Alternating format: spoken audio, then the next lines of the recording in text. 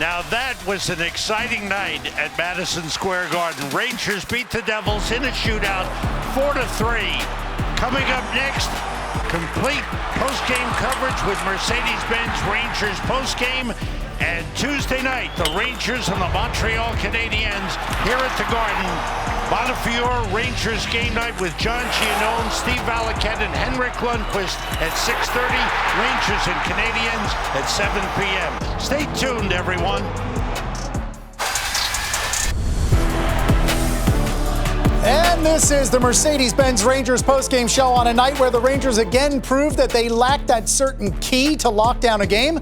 Well, they ultimately used the Scorpion in the skills competition to win the weekend. 2 games, 2 victories, 4 points, now 9-3-3 on the season. Welcome into the Delta MSG studios, everyone. John Giannone alongside Steve Valiquette. 4-3 in a shootout, Rangers over the Devils. Enormously high on entertainment value, even if it might have caused a little indigestion along the way. Yeah, if this was anybody's first time viewing a hockey game, I mean, I'm sure they're attached. And you know what? You look at this game, John, and you get excited for a few things. Number one, nothing lifts the collective spirit of a hockey team during a long 82-game season like winning in a shootout. It just, everybody gets so excited. You take it from the ice and you carry it into the room. And now suddenly on a game that goes sideways a few times, the Rangers sorted out, and they're sitting 9-3-3 after 15. Are you kidding me? Yeah. I mean, they have found a way. You got to be proud of this group. They've been a very gutsy team, and they haven't always won pretty, but there's been certain guys to step up at certain really big moments that you really have to say that's something we can lean on going through the rest of this year. And one of those guys tonight was Alexander Georgiev, who you wondered whether this might have been his last chance to make enough of an impression to stay after what's gone on in his first 3 starts. He gets the start. He needs 7 rounds of a shootout, but ultimately gets his second win of the year. You could see the will and the battle in his game, and that's really his calling card, John. He might go down early a couple of times in the shootout there, but he doesn't give in. He's not going to let you score. He fights.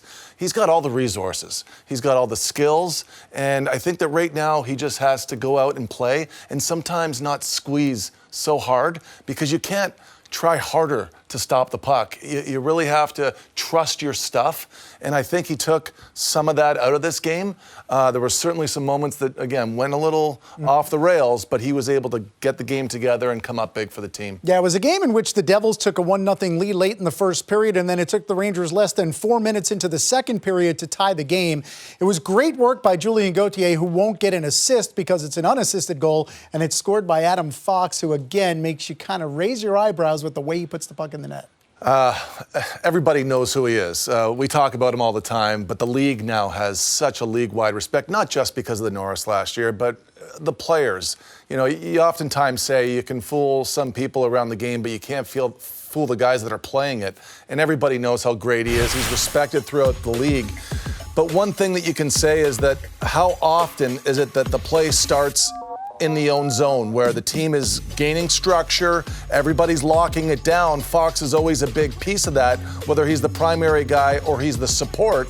But now Gauthier tries a one-on-one here, and this is the right idea. Every time this guy has a step, take it to the net. You're either going to draw a penalty or you're going to create something. And this chaos right now, John, now New Jersey is out of their structure, and Fox knows it. He sees the open ice. There's a forced play here from the defender on New Jersey. The goaltender's lost his stick. Fox, in a split second, knows that, and he attacks the blocker side high with a backhand that we've talked about a lot this evening. But it's really remarkable stuff because, quite frankly, defensemen don't have backhands. This guy does, and it surprises everybody. Yeah, his 4th goal of the year, and then 8 minutes later, the Rangers took the lead just at the tail end of a power play. So it wasn't a power play goal, but the player, Jimmy Vesey, in the box hadn't yet rejoined the play. And it's a goal from a guy who the Rangers are waiting patiently as ever, probably much more patiently than the fans, to start to produce, and it was Alexis Lafreniere jumping on a puck in the crease. Yeah, and he has a nose for the net. I mean, this guy scored at every level. It's just a matter of time before a breakthrough happens. And, hey, look, we can talk about how much longer it's going to take, but you have to be patient with these guys. You have to be patient, and it's hard. But again, I think the team comes out here at this point, and this is a chance for the second unit that very rarely gets significant minutes on the power play. But they're moving the puck along here, and Lafreniere needs these touches because he's got more time with the puck on his stick on the power play. He makes a great feed to Lundqvist across to Kakko. I'm yelling, shoot it right here. I want him to shoot this puck, but he makes a better play. Trouba's got what looks like an open net here that gets a bounce. Lafreniere, weak side post. We talk about that a lot. The goal scorers know how to find it. But a lot of good stuff there. And, you know, whether we're talking about Kakko or Lafreniere, I think a good reminder was Pavel Zacha. You know, he's got, 7 goals now, right? Mm-hmm. He's got 7 goals, and he was a 2015 6th overall pick. Right. You know, he's coming into his own, and it took him a long time. It's taken him 5-6 years to really establish himself as a significant scorer, and he's there now. And can you imagine if you move off of a Lafreniere too soon or a Kakko?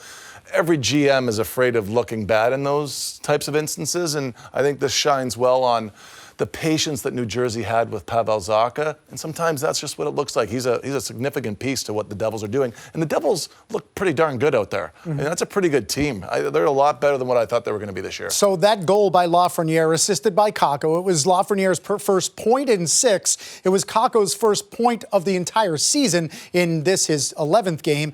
Then that set the stage for the third period. After Dougie Hamilton scored to tie it at 2, 6.5 minutes in, Kaapo Kakko gets on the board with a goal for the first time this year. And it's a goal. It's not just a backdoor, empty net. This is a goal because you're one-on-one with the goaltender and you take him to task. And that's a confident goal, too. It's one that really shines well on him after a couple of missed plays early in the game, and then he defends really well here. And you're learning about the importance of being on the right side of the puck to get offense. You know what else I like? Strome gives it back to him. He doesn't look to Panarin here. He gives it back to him and gives him an opportunity to get to the net. And it shows me that he's got the willingness to get there. He's going to drive it hard, but it's also a big deal that his line mates share the opportunity with him because it's easy for them, as veterans, to go off and just be a duo and do their thing. But Strome sees him into a position there that he's able to get in one-on-one on Blackwood, and it's really nice that it was a one-on-one play that he does score on. So Zacha scored to tie it with 2.5 minutes left, and then Panarin scored and Strome scored in the shootout just to keep the Rangers alive, enough for Chris Kreider to ultimately win. So the Rangers win it 4-3 in a shootout, and it's time now for tonight's betting recap, presented for the people by Caesars Sportsbook. Your app is ready. The Devils win the overall bet. They don't win the game because they were getting a goal and a half, and the over at 5.5. That went over when Pavel Zacha scored late in the game. But ultimately, the Rangers get 4 points out of the weekend, and it's Chris Kreider in round 7 of the shootout. What's he going to do against Jonathan Bernier? Go backhand for the win. Rangers with the victory. We'll have a chat about what happened to Sammy Blais at the bar when we come back.